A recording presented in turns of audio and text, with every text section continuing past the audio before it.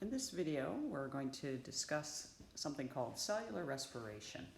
So it's another type of energy conversion equation or reaction.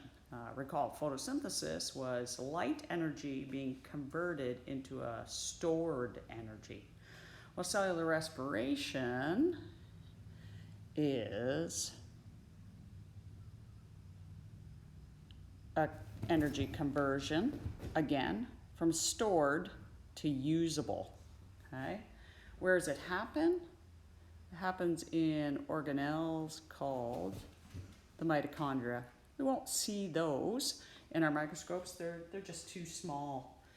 And cellular respiration happens in all living things: plants, animals, insects, fungus, bacteria. It doesn't matter.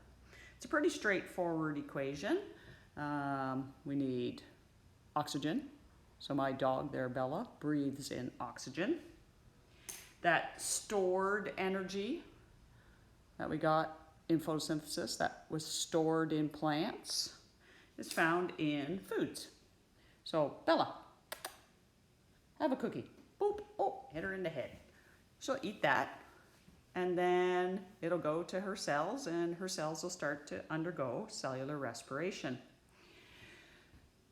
Because of that, she'll give off CO2, carbon dioxide.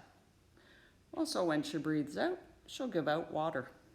But more importantly, she'll have usable energy, so she can get up and run around and chase those rabbits. The whole equation looks like this. Oxygen, there's our storage molecule, C6H12O6. Our arrow showing that water, carbon dioxide, and usable energy is made. And there's our mitochondria.